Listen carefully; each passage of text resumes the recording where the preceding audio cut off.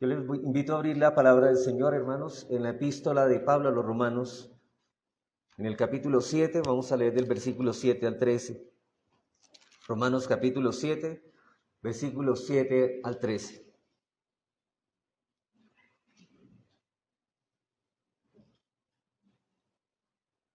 Dice el apóstol Pablo: ¿qué diremos pues? ¿La ley es pecado? En ninguna manera. Pero yo no conocí el pecado sino por la ley, porque tampoco conociera la codicia, si la ley no dijera, no codiciarás. Mas el pecado, tomando ocasión por el mandamiento, produjo en mí toda codicia, porque sin la ley el pecado está muerto.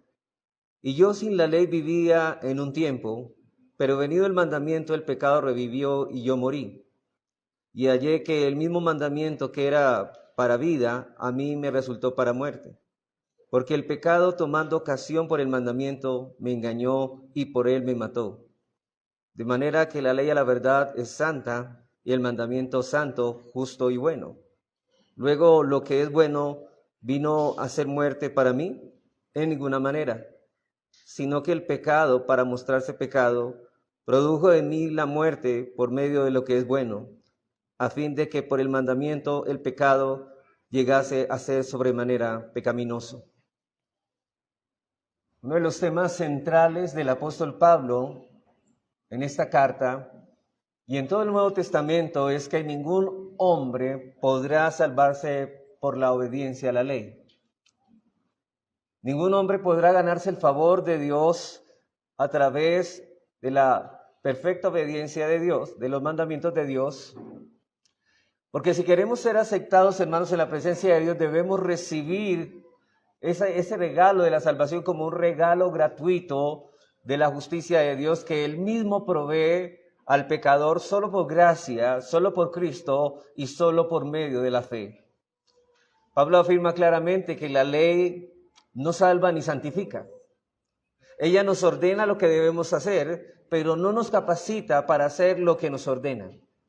Y eso es lo que el apóstol Pablo ha dicho en los versículos anteriores, en los versículos 4 y 6 de este mismo capítulo, donde él dice: así también vosotros, hermanos míos, habéis muerto a la ley mediante el cuerpo de Cristo, para que seáis de otro, del que resucitó de los muertos, a fin de que llevemos fruto para Dios. Porque mientras estábamos en la carne, las pasiones pecaminosas que eran por la ley obraban en nuestros miembros, llevando fruto para muerte.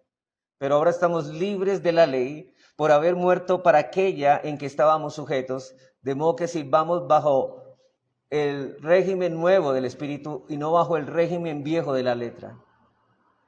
Hermanos, notamos que Pablo está señalando de que todos los que estamos en Cristo hemos muerto a la ley.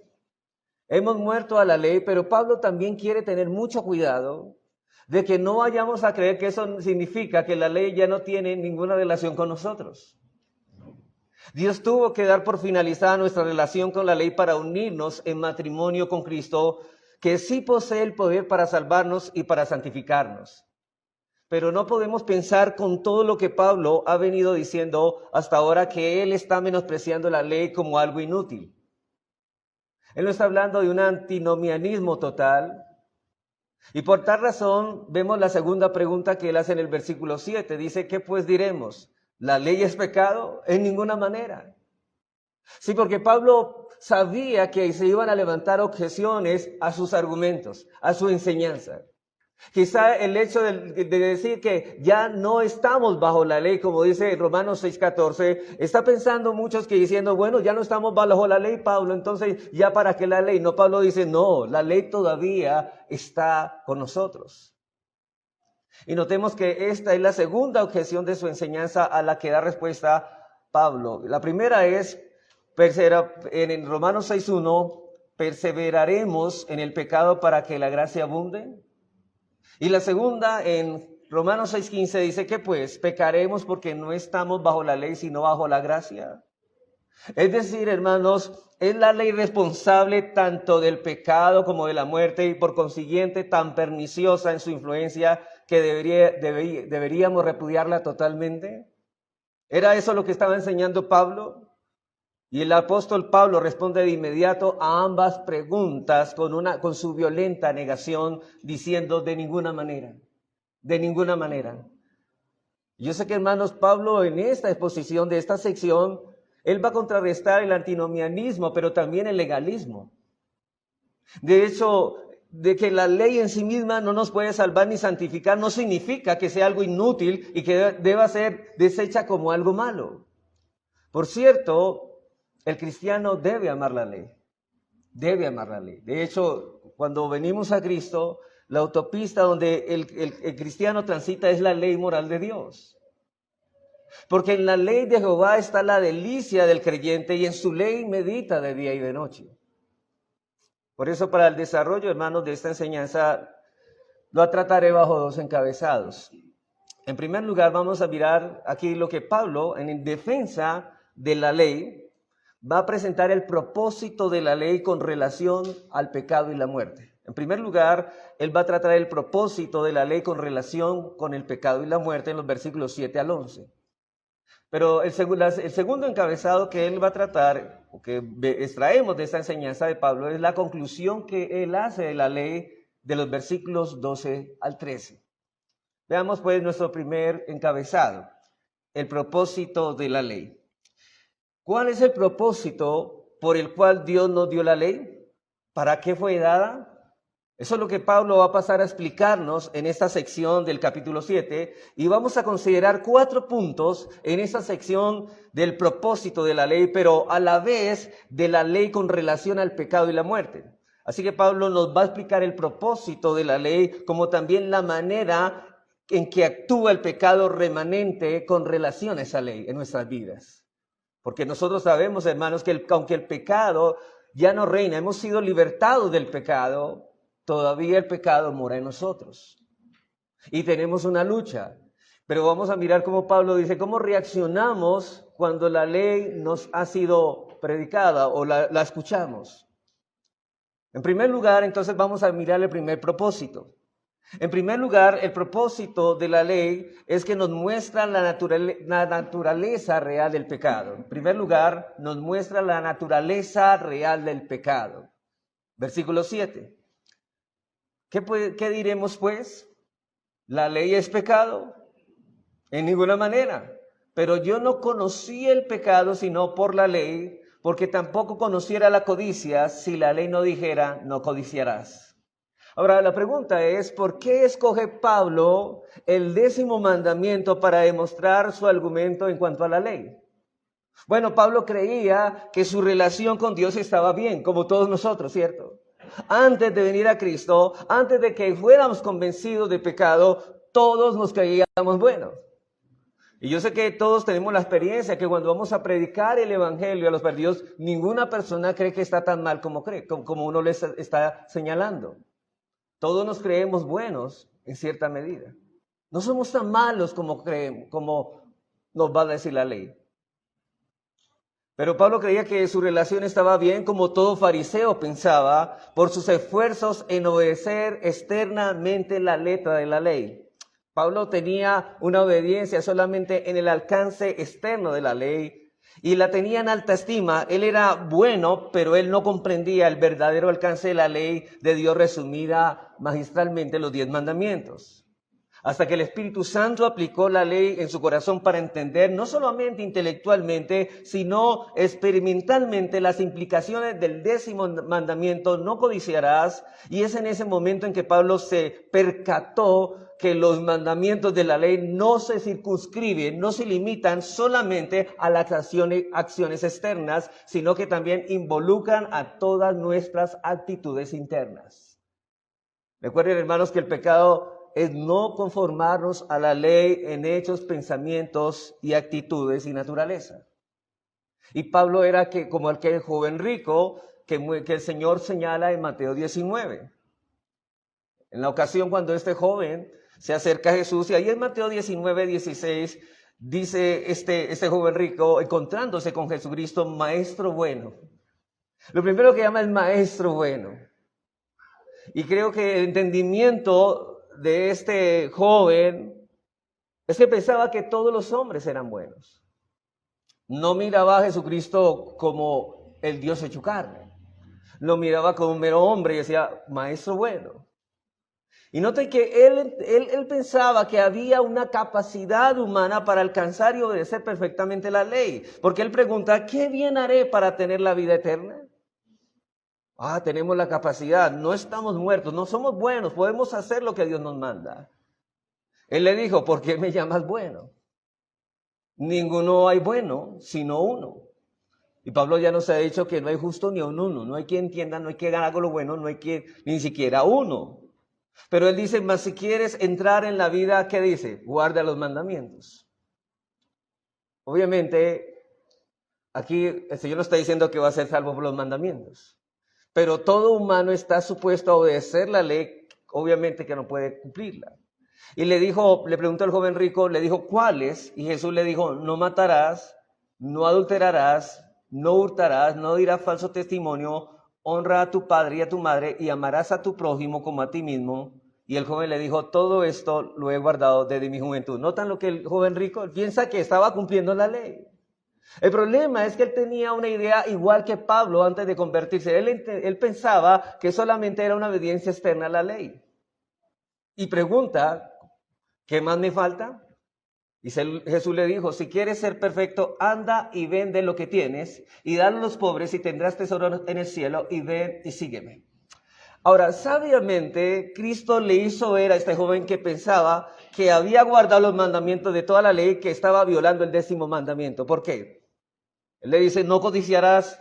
Por eso le era difícil desprenderse de los bienes materiales. ¿Por qué? Porque él era codicioso. Este joven era codicioso y amaba más las riquezas que al Dios. Y prefirió, hermanos, quedarse con su dinero y depender del dinero y despreciar la riqueza más grande que todo hombre puede tener, que es Jesucristo. Por eso le era difícil desprenderse de sus bienes materiales, porque él los codiciaba. Y al violar ese mandamiento estaba violando todos, porque el primero dice, no tendrás dioses ajenos delante de mí, y codiciar es amar y desear otras cosas por encima de Dios. Es no tener contentamiento. Si Dios es nuestro Dios, obedeceremos el resto de los mandamientos. Ustedes recuerdan que la ley es un todo. Pero la razón por la que codiciamos, quizás es porque Dios no es suficiente para nosotros. Codiciar es no estar contentos con lo que Dios nos ha dado, como si mereciéramos más. Si te amargas y te abates por no tenerla, es porque tu deseo se ha convertido en idolatría. Y eso fue lo que le sucedió al apóstol Pablo, que precisamente la ley hizo ver que él era un pecador perdido, que él era codicioso. Este pasaje, de hecho, es un pasaje autobiográfico de Pablo. Pablo no está diciendo cómo llegó a conocer a Jesucristo, y lo hace por un caso que es típico. Es decir, Pablo está hablando de él, pero su caso también es el nuestro. Es nuestro caso también.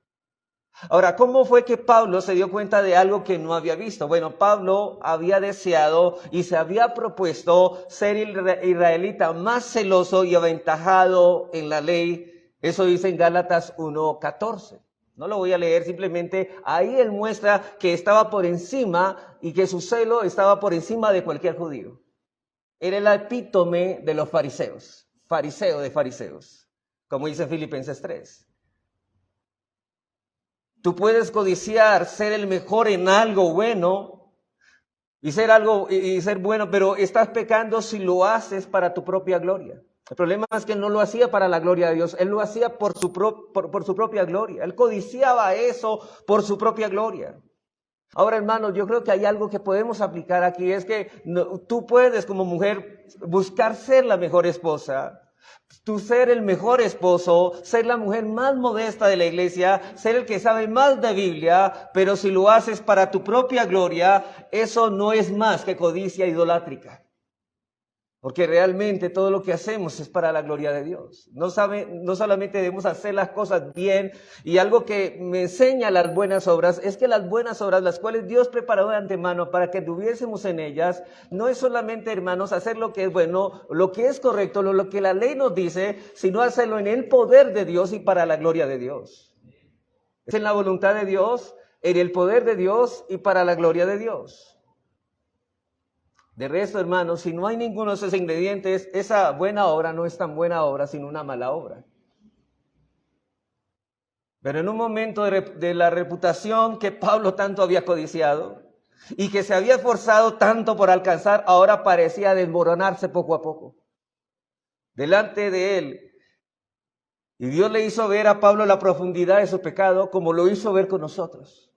Hermanos, ¿acaso Dios no nos hizo ver, iluminó nuestro corazón y en los escondrijos más escondidos de nuestro corazón sacó lo que nunca nosotros habíamos visto? Él tenía que ver lo codicioso que era ser un hombre admirado por su piedad. Y el 10º mandamiento le hizo ver a Pablo la maldad de su corazón. Realmente la pecaminosidad en la que estaba. Así que la ley nos muestra la naturaleza real del pecado, como Pablo nos ha dicho en Romanos 3:20, que por medio de la ley es el conocimiento del pecado. Esta es la importante razón por la que nunca debemos predicar el evangelio separado de la ley. Porque nadie va a venir a Cristo a menos que se dé cuenta de que está bajo condenación y que va camino al infierno. Pero hermanos, no solamente la ley nos muestra la naturaleza real del pecado, la pecaminosidad del pecado, sino que en segundo lugar, la ley provoca el pecado. La ley provoca el pecado. Versículo 8. Mas el pecado, tomando ocasión por el mandamiento, produjo en mí ¿qué? Toda codicia, porque sin la ley el pecado está muerto. ¿Por qué la ley pone peor las cosas? Yo sé, ustedes han visto a veces un agua turbia que muchos días se deja y se comienza a sentar, ¿cierto? Comienza a ponerse clarita, pero la demora es que usted lo mueva el vaso y eso que parecía tan limpio, vuelve a verse realmente cómo está ese vaso de sucio. Pues eso hace la ley. Y para explicar esta verdad, digamos que la ley es la cuña que ayuda a impulsar al pecado. Es decir, el punto de apoyo de una palanca que posibilita el movimiento de grandes pesos. Y yo espero que usted esté familiarizado, hermanos, porque muchas veces antiguamente para mover una roca o algún objeto pesado se colocaba una piedra pequeña, una palanca para poder mover un objeto grande, haciendo fuerza al extremo contrario. Supongamos, hermanos, que aquí en Bogotá haya una roca que haya caído en la carretera. Usted va en su auto, usted sabe que necesita remover esa roca para poder seguir su camino. Entonces, usted toma, por ejemplo, una tabla, pero consigue una piedra pequeña y le hace palanca y así puede remover esa roca que impide el paso en el camino. Hermano, pues de esta manera, hermanos, se obtiene más poder ahí para poder correr. Pero ¿de qué se apoyó la palanca? De una pequeña piedra para mover una gran roca. Eso es lo que el apóstol Pablo está diciendo, no que aparte de la ley no exista el pecado, pero el pecado está adormecido hasta que la ley te dice no hagas eso. Es decir, hermanos, la piedrecita pequeña podríamos poner como el ejemplo de la ley, pero el pecado utiliza esa piedrecita para despertar ¿el qué? Para mover el pecado. Y lo que hace ahí es, lo que Pablo está diciendo es que no que aparte de la ley no existe el pecado, pero el pecado está adormecido hasta que la ley dice no hagas eso. Y nosotros respondemos, ¿y por qué no? Cierto que en el corazón de nosotros, todo lo que la ley nos dice, nosotros nos repugna en el corazón por el pecado y decimos, ¿y por qué no? Es una buena idea, hagámoslo. Voy a hacerlo. Y sé que hay grados distintos en nuestras apostasías, algunos se rebelan más que otros. Pero todos tenemos la inclinación pervertida dentro de nosotros. Que cuando la ley nos dice, la carne por allá nos dice, no hagas eso. Eso es aburrido. Y miran a Dios como un aguafiestas universal que nos quiere dañar la vida y pervertir nuestra felicidad. En su libro, las confesiones, Agustín de Hipona pone un ejemplo claro de esto. Yo creo que todos nos vamos a identificar con esto, porque desde niños somos así. Y en su libro Las Confesiones, Agustín de Hipona nos ofrece un buen ejemplo de esta tendencia al mal. Voy a leer lo que él dice. Dice él, en este libro, dice, cierta noche, a los 16 años de edad, en compañía, como suelen hacer los niños adolescentes, los adolescentes, dice, una pandilla de traviesos adolescentes, sacudimos un peral y robamos la fruta. Estaban contentos robando la fruta. Y dice él, sigue diciendo, mi motivo, confieso, no era que tuviera hambre, no era que tuviera hambre. Porque en realidad arrojamos las peras a los puercos, no se las comieron, se las tiraron a los marranos. Robé algo que yo tenía en abundancia y de mucho mejor calidad. Mi deseo no era disfrutar de lo que adquiría robando, sino simplemente disfrutar de la emoción de robar y de hacer algo malo. ¿Acaso era posible, se preguntó a sí mismo, obtener placer en algo ilícito simplemente por tratarse de algo que no estaba permitido? Pregunta él. Eso es lo que hace la ley, despierta el pecado, y nosotros cuando la ley dice no harás esto, nosotros nos deleitamos en el pecado por la carne. En realidad, hermanos, en todos estos casos la culpa no la tiene la ley, sino el pecado que se manifiesta hostil a la ley de Dios. Es el pecado que mora en nosotros el que es culpable, pero utiliza la ley para despertar más el pecado. El pecado tuerce la función de la ley, de modo que en lugar de revelar y exponer y condenar el pecado, lo alienta e incluso lo provoca. Y no podemos culpar a la ley porque proclame la voluntad de Dios, sino a nuestra naturaleza pecaminosa que se rebela contra ella. Entonces la ley viene y nos habla, y entonces el pecado toma lo que la ley dice y lo usa como una cuña para incitar a nuestras inclinaciones a pecar más. Y así produce toda codicia. El principio pecaminoso que hay dentro de la raza humana empuja y punza hasta producir pensamientos y acciones pecaminosas, pero no puede mover a la mayoría de nosotros para hacer algunas cosas verdaderamente groseras. Sí, aunque lo despiertan, no, muchas veces la gracia común nos refrena a no hacer cosas peores. Pero noten que allá, dentro de nosotros, eso se está revolcando y hay una rebelión. La roca pequeña, entonces la ley, la roca pequeña viene y nos habla, y el pecado, la palanca, se apoya con fuerza en las declaraciones de la ley, y esta roca pequeña y nos mueve a cometer pecados más grandes y graves. Así que la ley pone peor las cosas al ser tomada y utilizada por el pecado. Hermanos, el pecado no es otra cosa que una autoidolatría. Cada vez que usted peca es porque usted ha escogido adorarse a usted mismo, en lugar de adorar a Dios. Y el pecado se aprovecha de esa tendencia del corazón a idolatrarse a sí mismo para despertar nuestras pasiones pecaminosas usando los mandamientos de Dios. La ley dice no codicies y ahora codicio más. La ley dice no mientas y ahora tengo más ganas de mentir. La ley dice acuérdate del día del Señor, ahora quiero salir de paseo. Ahora no quiero guardar el día del Señor. Y hermanos, yo sé que como cristianos todos tenemos también esta lucha porque el pecado todavía mora en nosotros. Hay algo que se opone en nosotros.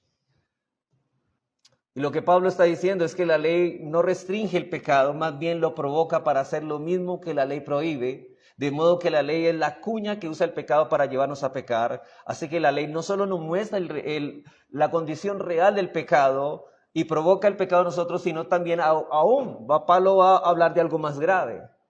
En tercer lugar, Pablo dice que la ley condena el pecado. La ley condena el pecado. Versículos 9 al 11. Dice Pablo, y yo sin la ley vivía en un tiempo, pero venido el mandamiento el pecado revivió y yo morí. Y hallé que el mismo pecado que era para mí, para vida, a mí me resultó para muerte, porque el pecado tomando ocasión por el mandamiento me engañó y él me mató. Ahora, ustedes preguntan, bueno, pero Pablo no vivía sin ley. Pablo conocía la ley, obviamente en letra. Entonces la pregunta es, ¿de qué manera Pablo vivía sin la ley? Bueno, porque Pablo conocía los mandamientos desde la niñez, como todo judío, y además de esto era fariseo. Lo que Pablo nos está tratando de explicar es que hubo un tiempo en la que él creía que estaba espiritualmente vivo por su obediencia externa a la ley. Pablo era un típico fariseo que pensaba que todo marchaba bien porque estaba cumpliendo todos los requisitos que exigía la letra de la ley, pero él no cumplía el espíritu de la ley. Se describe a sí mismo en ese periodo de su vida en la carta de Filipenses 3, en el versículo 5 al 6, dice: circuncidado al 8º día, del linaje de Israel, de la tribu de Benjamín, hebreos de hebreos, en cuanto a la ley, fariseo, en cuanto al celo, perseguidor de la iglesia, en cuanto a la justicia que es en la ley de Dios, irreprensible. Noten que estas palabras era el concepto que él tenía de él. Completamente sin problemas. Eso era porque aún no había visto la espiritualidad de la ley, el Espíritu Santo no lo había aplicado a su corazón y por eso pensaba que cumplía satisfactoriamente la ley de Dios, pero algo pasó en la vida de Pablo en aquella época que se llamaba Saulo. El Espíritu Santo obró poderosamente en su vida y por primera vez Pablo se dio cuenta de su verdadera condición delante de Dios. La ley despertó su conciencia, removió todas las cosas de ella que lo hacían insensibles a la culpabilidad y le mostró que en realidad estaba muerto. Versículo 10, y dice él: y hallé que el mismo mandamiento que era para vida, a mí me resultó para muerte.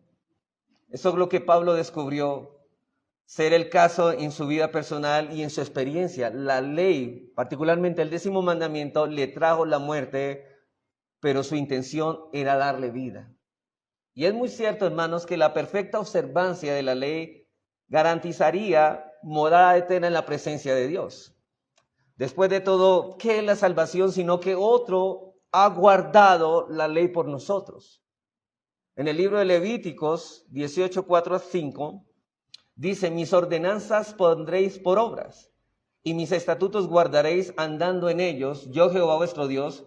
Por tanto guardaréis mis estatutos y mis ordenanzas, las cuales haciendo el hombre vivirá en ellos, yo Jehová.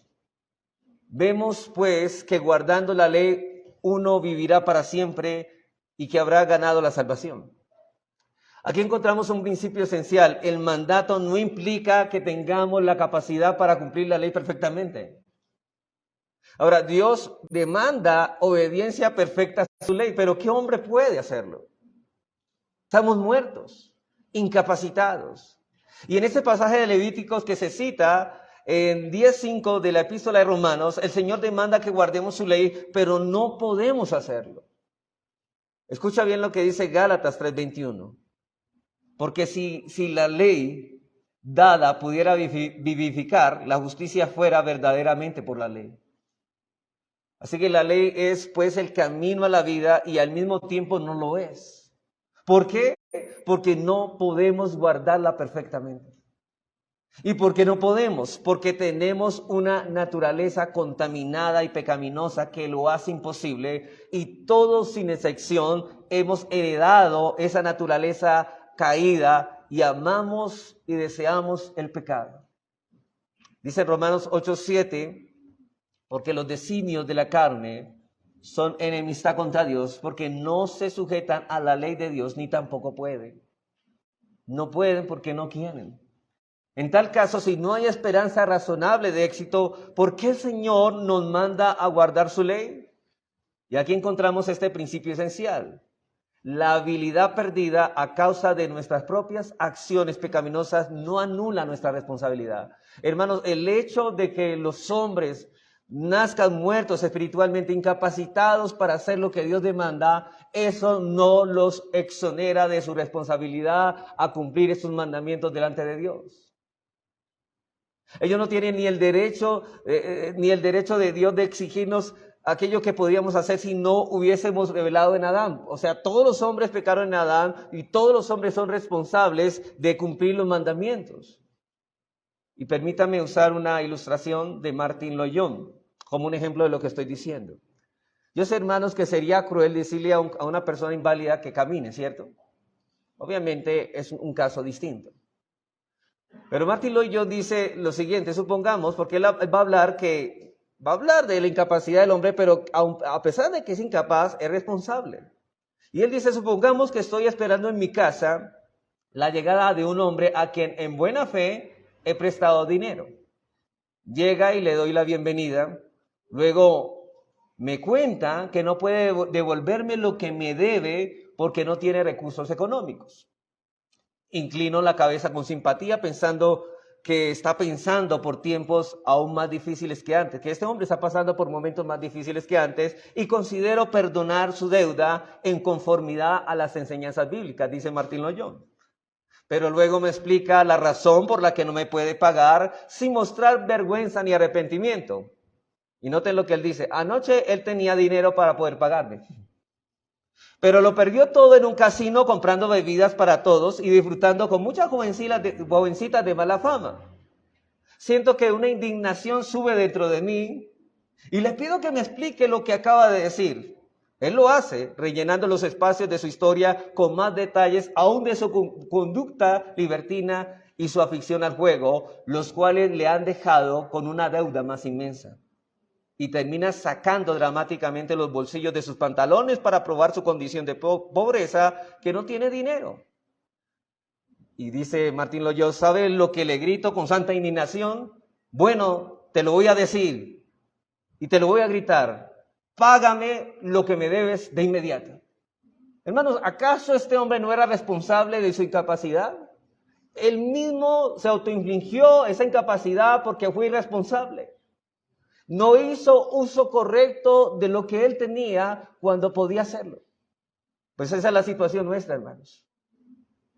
Por eso es precisamente lo que él no puede hacer. Su incapacidad viene autoinfligida, culpable por el pecado y por tanto no anula el derecho que se tiene de demandarle la deuda, ni la responsabilidad personal de devolverle el préstamo. De hecho, hace aumentar su insistencia para que lo haga.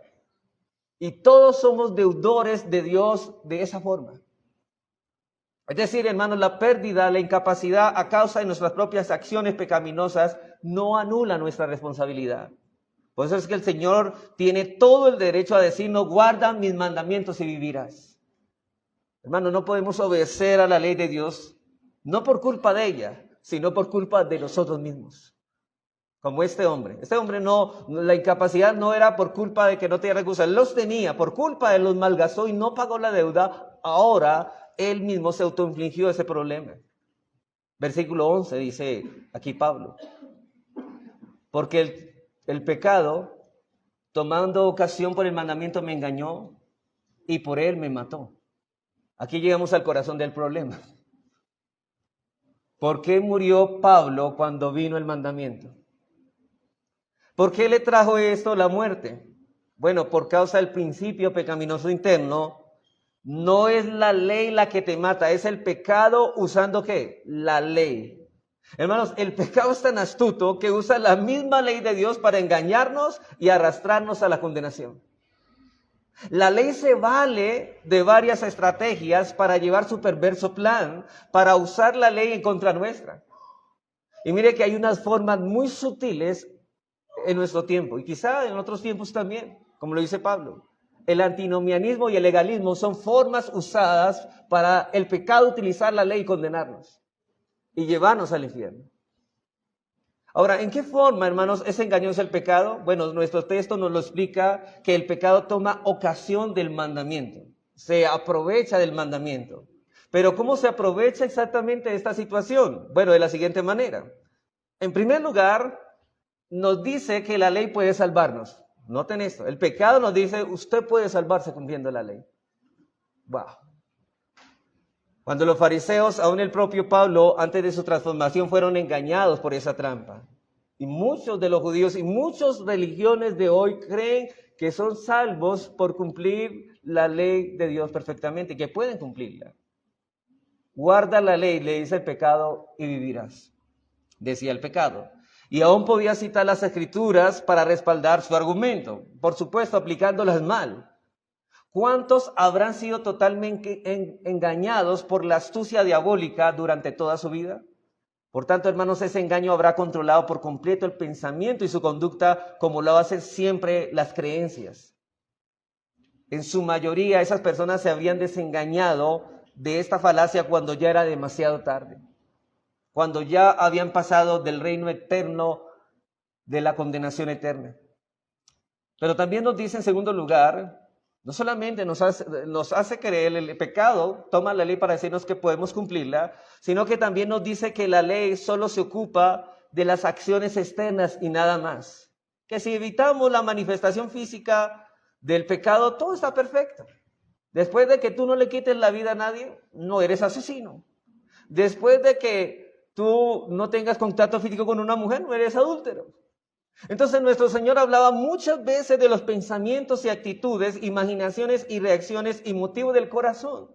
Y cuando señalaba estas cosas, exponiéndolas así, la parte oculta del engaño, a muchos les causaba sorpresa y conmoción. Y por eso el Señor les decía a los fariseos que si el corazón guardaba odio contra alguien, ya había cometido homicidio. Cualquiera que dirigiera palabras hirientes y denigrantes contra una persona, o rencoroso y no perdonaba, ya era un homicida. O todo el que mira a una mujer para codiciarla, que no sea su esposa, ya cometió adulterio con ella en su corazón. Eso lo dice el Señor en Mateo 5. Pero otra cosa, hermanos, que aparte de esto, lo que hace el pecado es hablar mal de la ley. El pecado habla mal de la ley y nos dice que está contra nosotros, que no se preocupa por nuestro bienestar. Insinúa que es demasiado rígida, pero usted no tiene que cumplir, eso es demasiado rígido. De ahí el antinomianismo, ¿no? Que es absorbente y restrictiva. Y así la agita, la rebelión aumenta más y más la maldad y la humanidad se vuelve cada vez más insufrible. Como le decía ahorita, hermanos, ven a Dios y su ley como un aguafiestas universal que nos quiere amargar la vida. Eso es lo que hace el pecado, hermanos, hacernos ver la vida cristiana así. Como decir, los pobres cristianitos el domingo guardando todo el día la iglesia y el día del Señor. Eso es lo que dice el pecado. Y no resulta interesante, hermanos, cómo el pecado puede cambiar sus estrategias, ¿no? A los religiosos les dice que la ley fue dada para salvarnos. A los que no son religiosos les sugiere que la ley es demasiado rígida e injusta. Y es así como mediante sus engaños controla a todos los que están afuera de Cristo. De modo, hermanos, que el villano de toda la historia no es la ley, sino el pecado que se vale la ley para alejarnos de Dios y llevarnos a una condenación eterna. De allí que Pablo, ya después de hablar de los propósitos y de decirle a estas personas, mira, la ley es el propósito, para esto fue dada, pero ahora, en segundo lugar, mi segundo encabezado y muy breve, vamos a mirar la conclusión que Pablo hace de la ley. La conclusión, él ya habló de los propósitos, del propósito de la ley, ahora va a hablar de la conclusión que hace Pablo de la ley. Versículos 12 al 13. De la manera que la ley de la verdad es santa. Noten eso. Y el mandamiento santo, justo y bueno. Luego lo que es bueno vino a ser muerte para mí. De ninguna manera. Sino que el pecado, para mostrar si pecado, produjo en mí la muerte por medio de lo que es bueno, a fin de que por el mandamiento el pecado llegase a ser sobremanera pecaminoso. Y lo primero que encuentro aquí es que Pablo dice que el mandamiento es santo, justo y bueno. Y la única persona que conozco que es santo, justa y buena es Dios. Hermanos, porque la ley de Dios no es un código impersonal de conducta. La ley es el reflejo del carácter santo, justo y bueno de Dios. La ley es buena, no es mala. La ley es deleitosa. Nos deleitamos en nuestro Dios cuando nos deleitamos en la ley de Dios. Por lo tanto, si la ley es de Dios, tiene que ser santa, justa y buena, como dice en el versículo 14. La ley es espiritual porque Dios es espíritu, versículo 16 de ahí del capítulo 7. Y la ley es buena porque Dios es bueno, versículo 22 de ahí de Romanos 7. Así que la ley es deleitosa. Los cristianos se deleitan en la ley de Dios porque se deleitan en el Dios de la ley.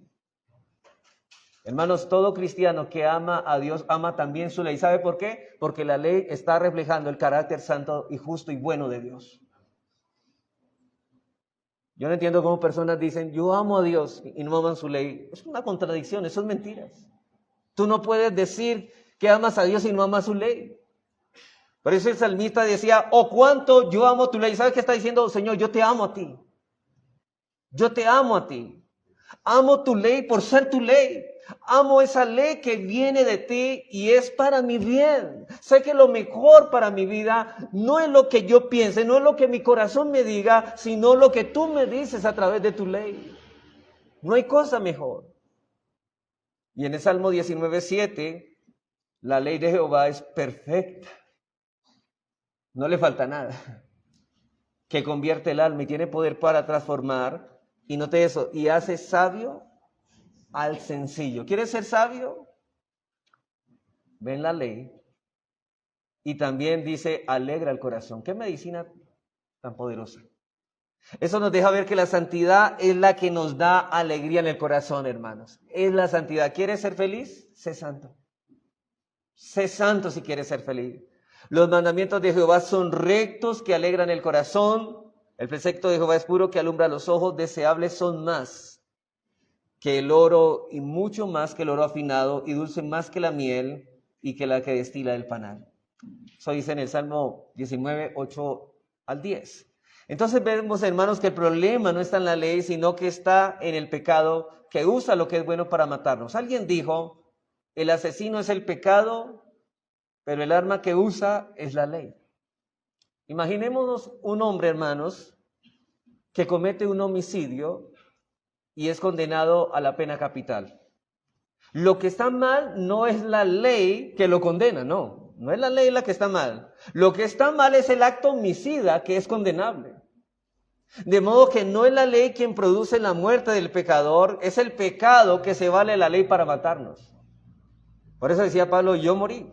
Pero Dios en su soberanía hace que todo salga como Él ha determinado. Lo que hace Dios al producir nuestra muerte en el pecado, por medio de la ley, el carácter perverso del pecado queda puesto en evidencia. Por eso dice en el versículo 13, luego lo que es bueno vino a ser muerte para mí, en ninguna manera. No fue la ley, no, fue el pecado. Sino que el pecado, para mostrarse pecado, produjo en mí la muerte por medio de lo que es bueno. ¿Qué es lo que es bueno? La ley. A fin de que por el mandamiento el pecado llegase a ser sobremanera pecaminoso. Dios usa la ley para mostrarnos que el pecado que mora en nosotros es 1000 veces peor de lo que estamos dispuestos a admitir. Hermanos, si conociéramos la pecaminosidad del pecado en su justa dimensión, hermanos, lo aborreceríamos con todo el corazón. Somos peor de lo que pensamos, u otros piensan de nosotros. Y la ley nos hace ver eso, mostrarnos la necesidad de un Salvador y que no podemos salvarnos por nosotros mismos, sino por medio de Cristo, que el único que pudo obedecer perfectamente la ley y en la cruz sufrió en nuestro lugar por nuestro castigo. Hermanos, cuando ponemos toda nuestra confianza en Jesús, somos librados de la condenación de la ley y hemos muerto a la ley en el sentido de que la ley ya no nos puede condenar. No en el sentido de que no estamos supuestos a obedecerla. Porque Dios ha puesto en nuestra cuenta la justicia perfecta de su Hijo, hermanos. Entramos al cielo por la justicia de Cristo. Y al mismo tiempo somos transformados y capacitados por el poder de su Espíritu para poder obedecer la ley. En otras palabras, cuando dejamos de confiar en la ley para confiar en Cristo, no solo somos perdonados, sino que también Él pone el deseo como la capacidad de obedecer verdaderamente su ley por medio de su Espíritu que mora en nosotros. Eso es lo que Pablo va a decir en el versículo 2 del capítulo 8. Dice, porque la ley del Espíritu de vida en Cristo Jesús me ha librado del pecado y de la muerte. ¿Sí ven la relación de la ley con el pecado y la muerte? Porque lo que era imposible, ¿para quién? Para la ley, por cuanto era débil en la carne. Pero el problema no era la ley, era yo, mi pecado. La ley es un buen general, el problema es que nosotros somos malos soldados. Entonces dice, Dios enviando a su Hijo en semejanza de carne de pecado y a causa del pecado condenó el pecado en la carne para que la justicia de la ley se cumpliese en nosotros, que no andamos conforme a la carne, sino conforme a ¿qué? Al Espíritu. Hermanos, no podemos cumplir la ley en nuestras propias fuerzas. Ahora tenemos los recursos de la gracia que necesitamos para andar en obediencia a la ley. Un siervo del pasado decía, sí, el hecho de que no estemos bajo la ley no significa que no tengamos ninguna relación con ella. El único que está por encima de la ley es el mismo Dios, que Él gobierna y es el que nos gobierna a nosotros. Los que están bajo la ley es bajo los que están bajo maldición y condenación de la ley, pero los cristianos estamos en ley para andar en ella. Nuestra lucha no es contra la ley, sino contra el pecado que mora en nosotros. Esa es la lucha y la batalla del cristiano que va a estar incesantemente atacándonos para alejarnos de Dios, que es la fuente de todo bien. Y el verdadero creyente es aquel que lucha contra el pecado, no contra la ley, porque la voluntad de Dios es buena, agradable y perfecta. Pero no trates de pelear, hermanos, tus batallas en tus propias fuerzas contra el pecado. Pídele a Dios en oración que incline tu corazón a la obediencia, que no te permita olvidar el verdadero rostro del pecado y la verdadera motivación del pecado. Pídele esto a Dios porque el pecado no está tratando de que tengas una vida alegre. Es que ese es el engaño. El pecado nos quiere hacer creer que somos más felices haciendo lo contrario a los mandamientos de Dios. No, al contrario, la vida será más amargada y más pesada. Pero el que decide, hermanos, vivir en la ley de Dios será muy gozoso y tendrá, hermanos, al Señor más cerca. Es Cristo quien vino a darnos vida y vida en abundancia, hermanos. Eso debe llevarnos a querer y a deleitarnos en su obediencia. Y a los amigos en esta mañana que están sin Cristo, si realmente en tu corazón, si no has venido a Cristo, no pienses que puedes ganarte el favor con lo que haces. No puedes hacerlo. No vas a poder. La ley no fue dada para llevarnos al cielo, sino para llevarnos a Cristo. Él es el camino al Padre que está en el cielo. Solo mira a Jesús, solo mira a Cristo. Su perfecta justicia es la única que nos da lugar al Padre. Solo mira a Jesús, rechaza tu propia justicia, que son trapos de inmundicia delante de Dios, porque solo en Él hay salvación. Ve a Él en arrepentimiento y fe, porque en Él hay abundante misericordia. No sabes cuán inagotable misericordia hay en Él para todos los que vienen realmente arrepentidos. Que Dios nos ayude entonces, hermanos, a tener eso en cuenta, a saber que Dios nos ha dado una ley que es perfecta, es buena y es agradable, y que debemos andar en ella por la gloria de Él y por el bien de nuestras almas. Vamos a orar.